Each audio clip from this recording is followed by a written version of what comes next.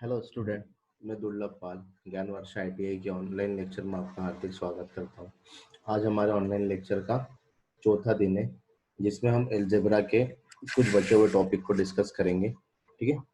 पिछले क्लास में हमने अलजेब्रा के इक्वेशन सॉल्व करने देखे थे। आज हम देखते हैं कि द्विघात समीकरण को कैसे सॉल्व किया जाता है। द्विघात समीकरण जिसे इंग्लिश में कहते हैं क्वाड्रेटिक इक्वेशन।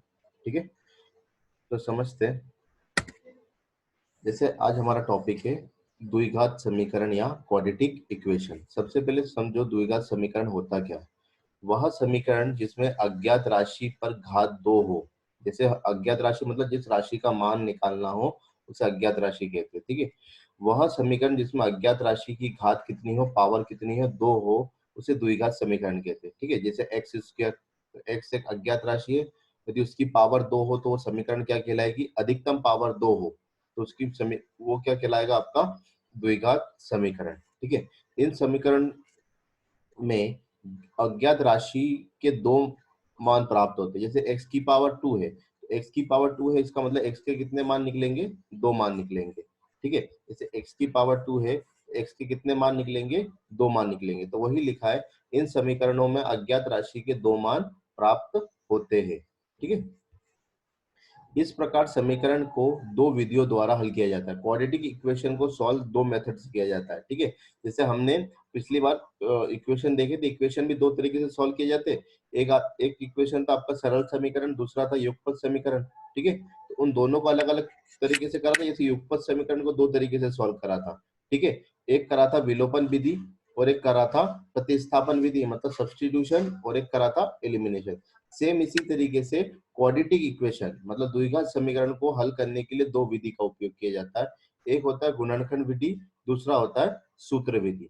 एक होता है गुणनखंड विधि, दूसरा होता है सूत्र विधि। ठीक है, गुणनखंड विधि का क्या होता है, गुणनखंड विधि का वर्णन पूर्व त्रिपद गुणनखंड में दिया गया है। ठीक है, मतलब गुणनखंड मतलब किसी चीज का फैक्टर बनाना, मतलब उसको दो या दो से ज्यादा भागों में तोड़ के लिखना।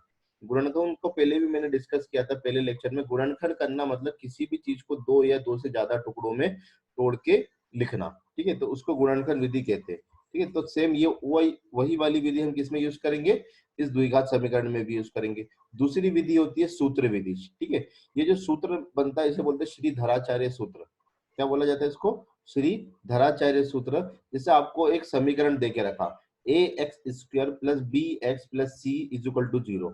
ए एक्स स्क्वायर, इसकी पावर कितनी है, 2 है, मतलब ये क्या है आपका क्वाड्रेटिक इक्वेशन, द्विघात समीकरण। ये क्या है आपका क्वाड्रेटिक इक्वेशन और द्विघात समीकरण। द्विघात समीकरण में जो एक्स स्क्वायर के आगे होता है उसको ए मानते, जो एक्स के आगे होता है वो बी मानते, जिसके साथ कुछ भी नहीं होता वो क्या होता है आपका सी। फिर से बता रहा हूँ, एक्स स्क्वायर के आगे वाला ए, एक्स के आगे वाला बी, और बिना एक्स के में जो रहता है उसको क्या मानते हैं, कांस्टेंट या सी मानते हैं। ठीक है, इसके अकॉर्डिंग एक्स का मान निकालने के लिए जो फॉर्मूला यूज किया जाता है वो होता है minus B plus minus under root B square minus 4ac upon में 2a। ठीक है, minus B plus minus under root B square minus 4c upon में 2a। ठीक है, ये फॉर्मूला कब यूज करेंगे, ये फॉर्मूला तब यूज करेंगे जब किसी समीकरण में गुणनखंड विधि नहीं लगती है, वहां पर हम सूत्र विधि का यूज करेंगे। जिस समीकरण में गुणनखंड विधि नहीं लगती है उसमें हम सूत्र विधि का यूज करेंगे, नहीं तो अधिकतर सवाल गुणनखंड विधि से आपका हो जाता है। ठीक है, अब समझते कि दोनों को लगाते कैसे, दोनों को हम यूज कैसे करते। जैसे आपको क्वेश्चन देके रखा है x square plus 15x plus 56। इस क्वेश्चन को हम दोनों तरीके से करके दिखाते हैं, एक गुणनखंड विधि से और एक सूत्र विधि से। ठीक है, x square plus 15x plus 5। तो आपको x के दो मान बताने, मतलब x की पावर कितनी है, 2 है, तो x के कितने मान निकलेंगे, दो मान, मतलब इसके दो फैक्टर निकलेंगे। ठीक है, सबसे पहले देखते हैं गुणनखंड विधि। ठीक है, गुणनखंड विधि को कैसे करते समझो।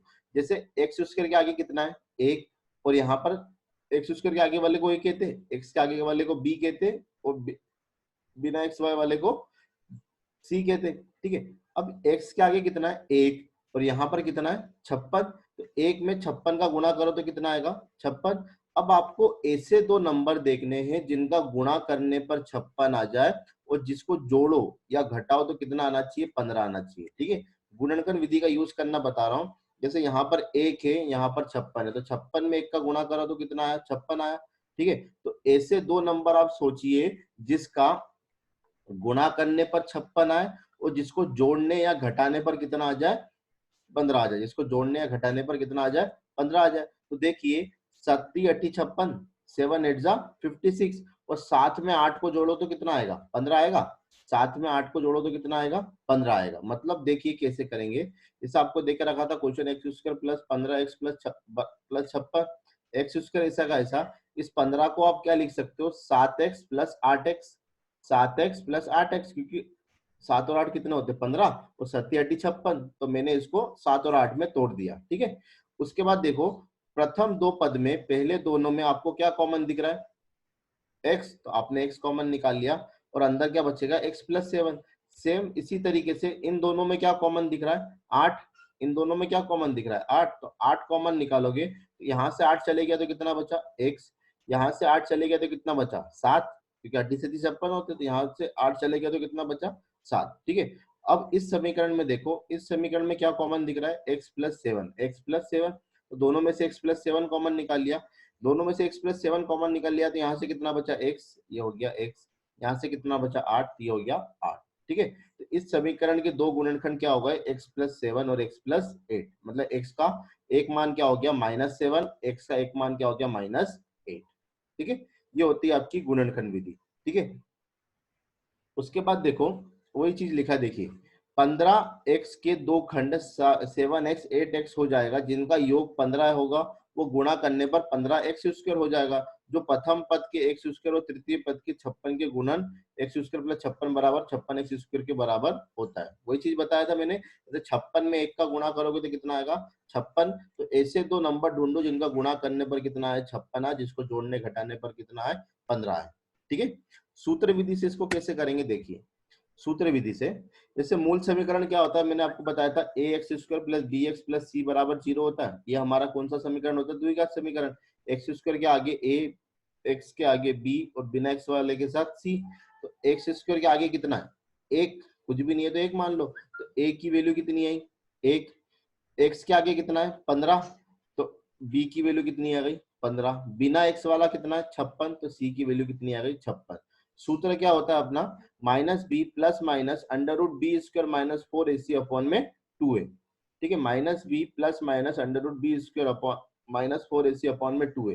तो -b की जगह कितना रख दोगे आप, 15, प्लस माइनस ऐसा का ऐसा, प्लस माइनस, एक बार आपने प्लस यूज करो, एक बार माइनस यूज करो, ये बीच में प्लस माइनस लगा है, तो एक बार प्लस चिन्ह लेंगे, एक बार माइनस चिन्ह लेंगे। ठीक है, तो सबसे पहले प्लस लिया, तो प्लस ऐसा का ऐसा। ठीक है, b² मतलब 15 का स्क्वायर माइनस 4, ए आपका कितना था, 1, और सी कितना था, 56। ए आपका कितना था, 1, और सी कितना था, 56। तो -15 का ऐसा प्लस √ 15 का स्क्वायर कितना होता है, 225। 15 का स्क्वायर कितना होता है, 225, और 56 चौक 224, 56 चौक कितना होता है, 224। 225 में से 224 गया तो कितना बचा, एक बचा। और एक का रूट कितना होता है, एक ही होता है, एक का रूट कितना होता है, एक ही होता है। तो -15 प्लस 1/2, -15 प्लस 1/2, तो -15 में से प्लस 1 गया तो कितना बचा, 15 में से 1 गया तो 14 बचा, और बड़ी संख्या माइनस की लगी है तो यहाँ पर कितना आएगा, माइनस। 2 से 14 कितनी बार कटेगा, 7 बार, तो ये कितना आया, 7, -7। मतलब x बराबर कितना आया आपका, -7। ये कब आया, जब आपने क्या लिया था, प्लस लिया था।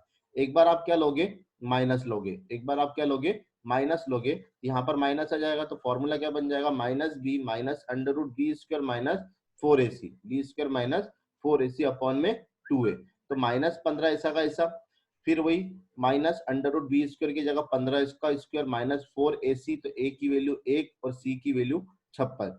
ये कितना आया, 225 माइनस 224, वही 225 में से 224 गया तो एक बचा। इस एक का रूट कितना होता है, एक होता है, तो बाहर आ जाएगा। ठीक है, ये -15, अब यहाँ पर प्लस की जगह क्या लिया था आपने, माइनस, तो ये माइनस, अब ये दोनों क्या हो जाएगा, माइनस माइनस प्लस होता है, तो -15 और -1 कितना हो जाएगा, -16। 2 से 16 कितनी बार कटेगा, 8 बार कटेगा।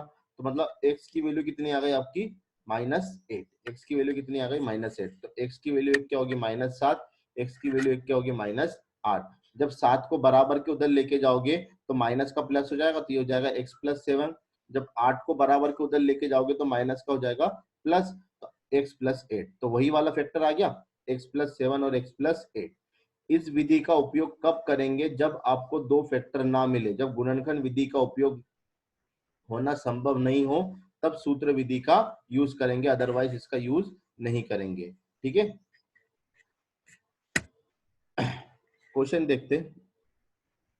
जैसे उपयुक्त सूत्र का प्रयोग करके आपको 7 प्लस 3y का होल क्यूब, ये कितना लिखा है क्यूब, मतलब इसकी घात 3 का विस्तार कीजिए। विस्तार मतलब उसको फॉर्मूला लगा के उसको खोल के लिखना। विस्तार करना मतलब उसका एक्सपांशन करना। क्या करना? एक्सपांशन करना। ठीक है, समझो सिंपल सा क्वेश्चन है, ये वाला क्वेश्चन भी सिंपल ही। देखिए इसको कैसे करेंगे, 7 प्लस 3y का होल क्यूब, 7 प्लस 3y का होल क्यूब। अब होल क्यूब को खोलने का एक ही फॉर्मूला रहता है, ठीक है, कि a प्लस बी का होल क्यूब होता है। सर a प्लस बी का होल क्यूब होता है, तो a cube plus B cube plus 3ab और a प्लस बी हमने देखा था शुरू वाले दिन। क्यूब का फॉर्मूला क्या होता है? a cube plus B cube plus 3ab और a प्लस बी। a आपके लिए कितना है? 7x, b आपके लिए कितना है? 3y। तो a के जगह 7x और b के जगह 3y।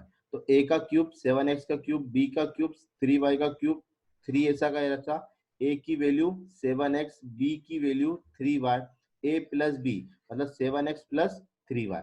ठीक है, इसको सॉल्व करोगे तो 7 का क्यूब होता है 343, 7 का क्यूब होता है 343 और x का क्यूब हो गया, प्लस 3 का क्यूब होता है 27, तो 27y क्यूब, प्लस इसको गुणा करोगे तो कितना आएगा? 7 6 7 21, 21 तिया 63, 21 तिया 63, ये आ जाएगा 63x और y का गुणा जाएगा xy और ब्रैकेट में क्या लिखा था? x 7x plus 3y। ठीक है, तो ये इसका क्या हो गया? विस्तार रूप। ये इसका क्या हो गया? विस्तार रूप। ठीक है, विस्तार रूप मतलब उसको फॉर्मूला लगा के उसको खोल के लिखना। ठीक है, अब ये वाला क्वेश्चन देखना। ये वाला क्वेश्चन हम सेकेंड लेक्चर में डिस्कस कर चुके थे, इतनी लंबी मेथड हमको करना नहीं है। समझो इसको डायरेक्ट कैसे करेंगे। जैसे आपको देख के रखा x प्लस 1/x बराबर 7 और आपसे पूछा कि एक्स स्क्वायर प्लस 1/x² कितना होगा। ठीक है, ये वाला क्वेश्चन देख चुके थे अपन। x प्लस 1/x बराबर 7 देके रखा और आपसे पूछा x स्क्वायर प्लस 1/x² बराबर कितना होगा। तो हमने क्या देखा था, यदि x प्लस 1/x बराबर p हो तो इसका फॉर्मूला क्या होता है? p square minus 2। p square कितना होता है? -2। तो p आपके लिए कितना है? 7। तो p का स्क्वायर मतलब 49 और -2, तो 49 में से -2 करोगे तो कितना आएगा? 47। डायरेक्ट कर सकते हैं अपन 47, इतनी लंबी विधि का यूज नहीं करना पड़ेगा। ठीक है, आई होप आप समझ सकते हैं, क्वेश्चन हमने पहले भी कर चुके हैं। इस क्वेश्चन को समझो। जैसे x प्लस वाई आपको देके रखा है √7, ठीक है, और x माइनस वाई देके रखा आपको √8। ठीक, और आपसे पूछा कि एक्स वाई ब्रैकेट में x² प्लस y² का मान क्या होगा। ठीक है, तो सिंपल सी बात है, इन दोनों को हम निकाल सकते, कुछ भी नहीं करना। सबसे पहले xy का मान निकालो, फिर x² प्लस y² का मान निकालो, दोनों का मान निकाल के समीकरण में रख दो, आपका आंसर आ जाएगा। ठीक है, कैसे लाएंगे समझो। जैसे हमने पढ़ा था शुरू वाले दिन या सेकंड लेक्चर में कि a प्लस बी का whole square minus a minus B का होल स्क्वायर बराबर कितना होता है? 4ab। बराबर कितना होता है? 4ab होता है ना।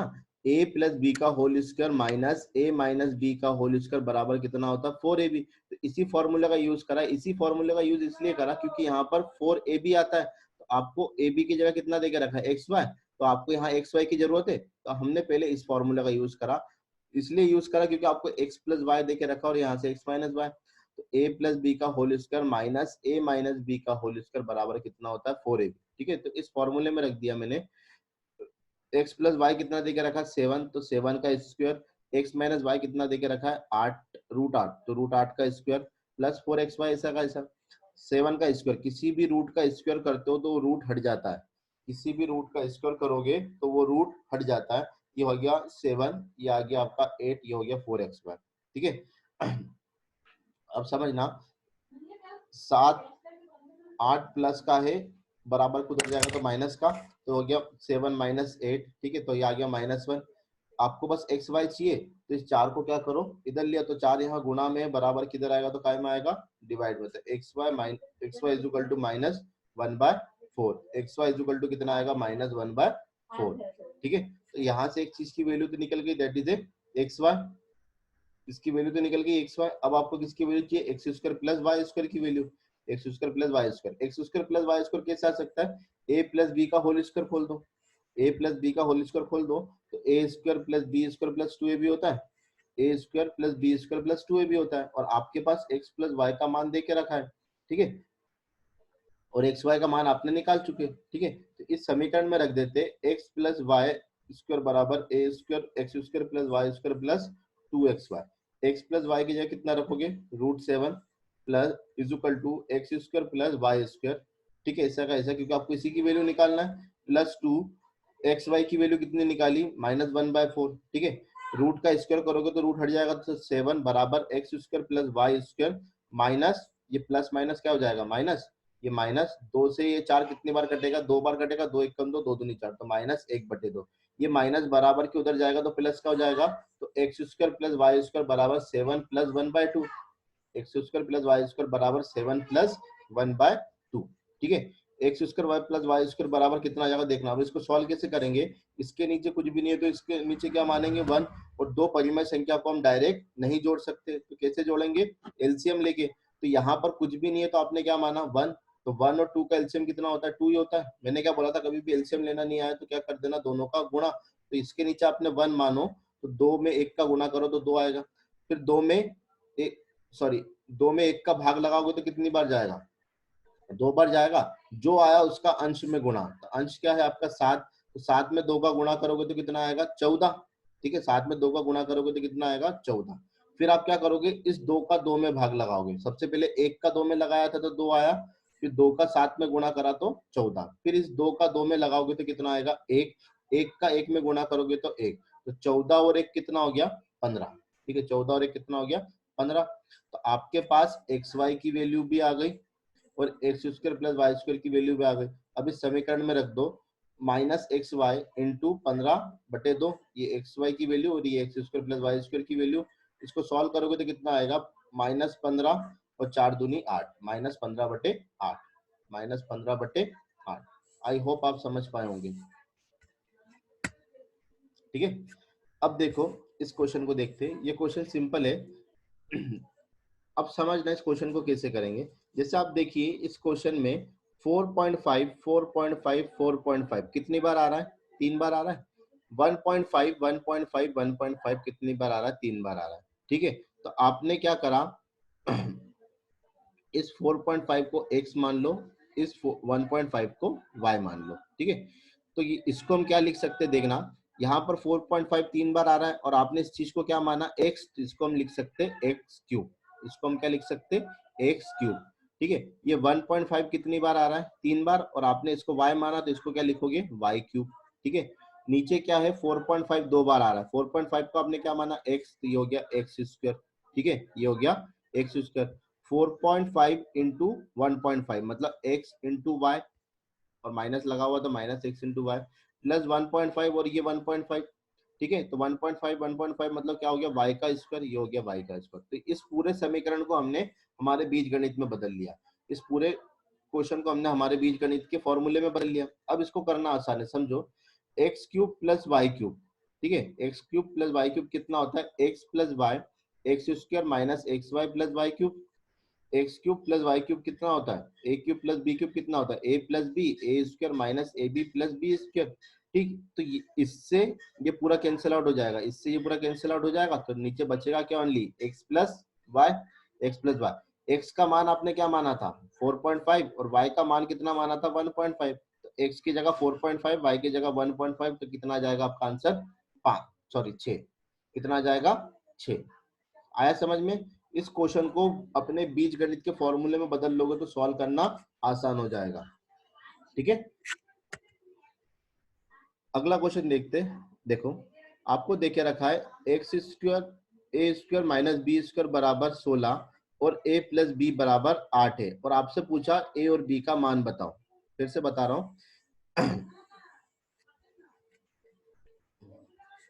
ए स्क्वायर प्लस बी स्क्वायर बराबर a square minus B square बराबर आपको देखे रखा है 16, और ए प्लस बी बराबर आपको देखे रखा है 8। तो आपसे पूछा है ए और बी का मान ज्ञात करो, ए और बी का मान ज्ञात करो। ठीक है, तो सबसे पहले देखिए ए स्क्वायर माइनस बी स्क्वायर, तो ये देखते से हमको याद आना चाहिए कि ये किसका फॉर्मूला होता है। ये फॉर्मूला होता है ए प्लस बी और ए माइनस बी, ए प्लस बी और ए माइनस बी का फॉर्मूला होता है। मतलब इसको हम ऐसा लिख सकते हैं ए प्लस बी माइनस बी, और ए स्क्वायर माइनस बी स्क्वायर आपको कितना देके रखा है 16, मतलब ए प्लस बी और ए माइनस बी किसके बराबर होगा 16 के बराबर, किसके बराबर होगा 16 के बराबर। ठीक है, ए प्लस बी की वैल्यू आपको कितनी देके रखी है 8, तो ए प्लस बी की जगह आप कितना रख दोगे 8, ए माइनस बी ऐसा का ऐसा बराबर किधर कितना है 16।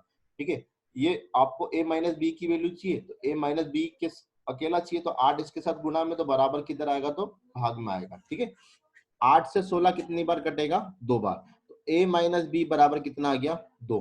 ठीक है, आपको a और b की वैल्यू चाहिए, तो एक समीकरण आपको दे के रखा उसने a प्लस बी बराबर 8, एक समीकरण आपने निकाल लिया a माइनस बी बराबर 2, a माइनस बी बराबर 2।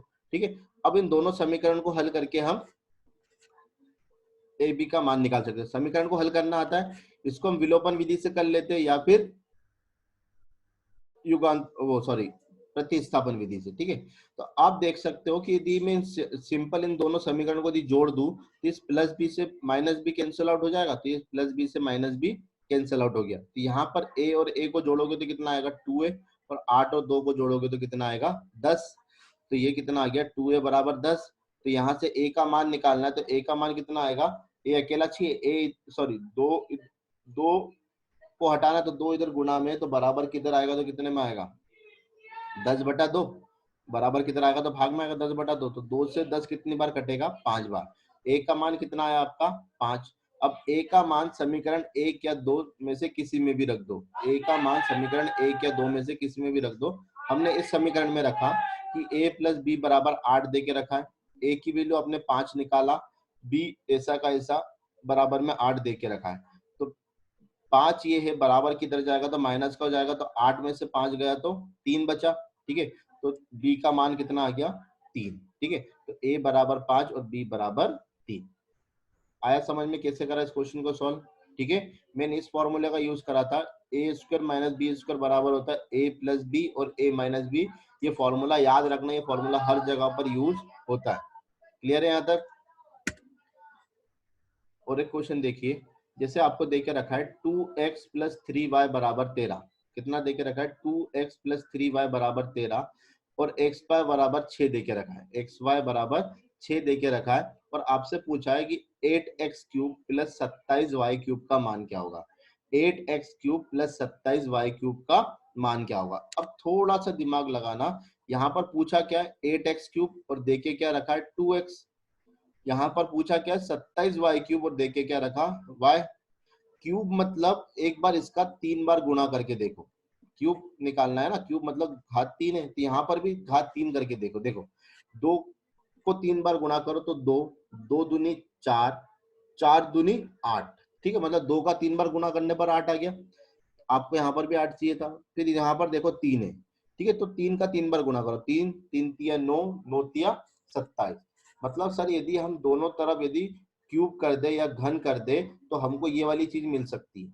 फिर से सुनना, यदि हम मैं इस समीकरण 2x प्लस 3y का दोनों तरफ घन कर दूं तो ये वाला समीकरण मिल सकता है। तो मैंने वही करा, दोनों तरफ क्या कर दिया घन, तो इससे क्या हुआ, ये बन गया आपका a, ये बन गया b, तो a प्लस बी का whole cube, a plus B का होल क्यूब, तो बराबर की इधर भी आपको घन करना पड़ेगा, तभी आप इसको बैलेंस रख पाओगे। ठीक है, a प्लस बी का होल क्यूब क्या होता है a cube plus B cube plus 3ab और a प्लस बी। अब आपके लिए a कितना है 2x और b कितना है 3y, तो a का क्यूब मतलब 2x का क्यूब प्लस b का क्यूब मतलब प्लस 3y का क्यूब प्लस 3ab, तो 3 इंटू 2x इंटू 3y, और a प्लस बी मतलब 2x प्लस 3y बराबर में कितना 13 का क्यूब। ठीक है, ये हो गया आपका 8x क्यूब, ये हो गया आपका 27y क्यूब, 8, चलो इसको गुणा कर लेते, 3 दूनी 6, 6 तिया 18, ये हो गया 6 तिया 18। ठीक है, x की वैल्यू कितनी है, एक्स वाई की वैल्यू है आपका, एक्स वाई की वैल्यू कितनी है 6 है, तो इस एक्स वाई की जगह आपने क्या रख दिया 6, और 2x plus 3y, 2x plus 3y की जगह कितना देके रखा 13, तो यहाँ पर आप रख दोगे 13, और इसका क्यूब खोलोगे तो 13 का क्यूब होता है 2197, 2197। ठीक है, 8x cube plus 27y cube, आपको इसका मान ही निकालना है। इसको सॉल्व करोगे तो कितना आएगा 1404, कितना आएगा 1404। ये आपको इसका मान चाहिए, मतलब ये वाली चीज हटाना, तो ये बराबर को उधर ले जाओ इसको, तो ये प्लस का है, बराबर को उधर जाएगा तो कितने में आएगा माइनस। तो 2197 में से 1404 गए तो कितना बचा, 1404 गए तो 793, कितना बचा 793, और ये 793 ही क्या है आपका आंसर, 793 ही क्या है आपका आंसर। क्लियर हुआ।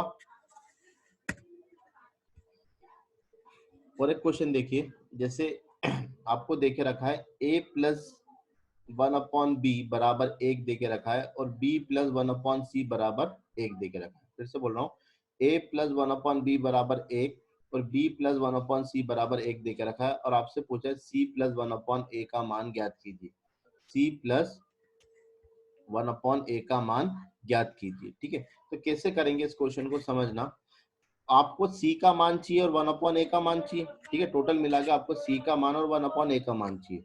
यहाँ पर c दिख रहा है क्या आपको, नहीं दिख रहा है। यहाँ पर क्या दिख रहा है, a दिख रहा है और b दिख रहा है, मतलब इस समीकरण में से आप a का मान निकाल सकते हो। ठीक है, इस समीकरण में से आपको a का मान निकाल सकते हो, क्योंकि आपको क्या चाहिए c प्लस 1/a, मतलब 1/a भी चाहिए और c भी चाहिए। तो a प्लस 1/b बराबर 1 दे के रखा है, a प्लस 1/b बराबर 1 दे के रखा है। आपको टोटल मिला के a की वैल्यू चाहिए, मतलब 1/a की वैल्यू चाहिए। तो सबसे पहले a का मान निकालो, a बराबर कितना है 1। ठीक है, ये प्लस है, बराबर को उधर जाएगा तो कितना आएगा माइनस, ये माइनस 1/b। फिर से वही वाली बात, अब दो परिमेय संख्या को डायरेक्ट नहीं जोड़ सकते, तो कैसे जोड़ना पड़ेगा, एलसीएम से। तो 1 और b का एलसीएम कितना आएगा, b आएगा। तो b का यहाँ गुणा करोगे तो b, और b से b कैंसिल आउट हो जाएगा तो बचेगा 1, तो 1 का 1 में गुणा करोगे तो 1, तो b माइनस 1/b आ गया, b माइनस 1/b आ गया। a बराबर कितना आ गया, b माइनस 1/b। क्लियर है। तो आपको a नहीं चाहिए, आपको क्या चाहिए 1/a, तो इसका उल्टा कर दो, तो इसका उल्टा करोगे तो बराबर में भी इसका उल्टा हो जाएगा, इसका भी उल्टा करोगे तो बराबर की इधर जो है उसका भी उल्टा हो जाएगा। तो 1/b, तो ये b ऊपर चले, 1/a, ये b ऊपर चले जाएगा तो b अपॉन में b-1, b अपॉन में b-1। क्लियर हो गया, मतलब आपने 1/a का मान निकाल चुके हो, 1/a का मान निकाल चुके हो। ठीक है, अब आप देखो सेकंड समीकरण में आपको क्या चाहिए, अब किसका मान चाहिए, c का मान। c सेकंड समीकरण में है, तो मतलब इस समीकरण से हम c का मान निकाल सकते हैं। कैसे निकालेंगे देखिए, सबसे पहले c को अलग करो, तो b प्लस 1/c बराबर 1 है, तो सबसे पहले आपको c चाहिए तो b को हटाना पड़ेगा, तो b को बराबर के उधर ले जाओगे तो माइनस b। ठीक है, आपको c चाहिए, 1/c नहीं चाहिए, तो c को उल्टा कर दो, तो c को उल्टा कर दोगे तो बराबर के इधर वाला भी उल्टा हो जाएगा, उल्टा हो जाएगा, मतलब ये काय में लिखा गया 1/, में लिखाएगा। तो ये c को उल्टा करोगे, 1/c को उल्टा करोगे तो c आ जाएगा, इसको उल्टा करोगे तो कितना आ जाएगा 1/1 माइनस b, कितना आ जाएगा 1/1 माइनस b। आपको 1/a का मान भी मिल गया, आपको c का मान भी मिल गया, इन दोनों मान को इस समीकरण में रख दो, इन दोनों मान को इन समीकरण में रख दो। ठीक है, तो c और 1 प्लस 1/a, तो c का मान कितना निकाला आपने 1 माइनस b, फिर यहाँ पर b, और ये कितना निकाला आपने b-1। ठीक है, फिर से वही वाली बात, आप दोनों को डायरेक्ट जोड़ नहीं सकते, कैसे जोड़ना पड़ेगा, एलसीएम लेके जोड़ना पड़ेगा। तो आप देखो यहाँ पर कितना है 1 माइनस बी, यहाँ पर कितना है b-1, तो दोनों को एक तरीके बना सकते, दोनों को एक तरीके कैसे बना सकते, यदि इसमें से मैं माइनस कॉमन निकाल लूं, तो माइनस कॉमन निकालने से ये भी क्या बन जाएगा 1 माइनस बी, ये भी क्या बन जाएगा 1 माइनस बी, और यहाँ से 1 माइनस बी, यहाँ से 1 माइनस बी, दोनों क्या आ जाएंगे मेरे लिए कॉमन। तो अब यहाँ से माइनस कॉमन निकालोगे तो इस प्लस की जगह क्या आ जाएगा माइनस, और ये बन जाएगा आपका 1 माइनस बी।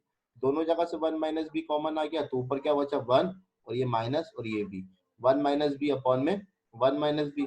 इसको जब काटोगे तो कितना आएगा, दैट इज ए 1। इसको जब काटोगे तो कितना आएगा, दैट इज ए 1। क्लियर हुआ। इस क्वेश्चन को कैसे सॉल्व करा, जिसकी वैल्यू चाहिए उसकी वैल्यू निकालो, जैसे आपको 1/a की वैल्यू चाहिए तो किसी भी समीकरण से 1/a की वैल्यू निकाल लो, c का मान चाहिए तो किसी भी समीकरण से c का मान निकाल लो, दोनों का मान उसमें रख दो, तो आपका आंसर आ जाएगा। ठीक है, अगला क्वेश्चन देखिए, इसको बोलते हैं लेडर क्वेश्चन। क्या बोलते हैं, लेडर क्वेश्चन या सीढ़ी नुमा क्वेश्चन। क्या बोलते हैं, सीढ़ी नुमा क्वेश्चन। जैसे हम सीढ़ी कैसे चलते, नीचे से ऊपर की ओर चढ़ते, जैसे हम सीढ़ी चढ़ते तो नीचे से ऊपर की ओर चढ़ते, सेम इस क्वेश्चन को भी नीचे से ऊपर की ओर सॉल्व करा जाता है। मतलब क्वेश्चन को चालू कहां से करें, नीचे से चालू करते हैं और सॉल्व कहाँ पर रोकते, ऊपर जाके रोकते। जैसे आपको क्वेश्चन दे के रखा है 1/(1 + 1) (1+1) बराबर 2 दे के रखा और आपको x का मान निकालना। तो क्वेश्चन को चालू कहाँ से करेंगे, नीचे से, ठीक है।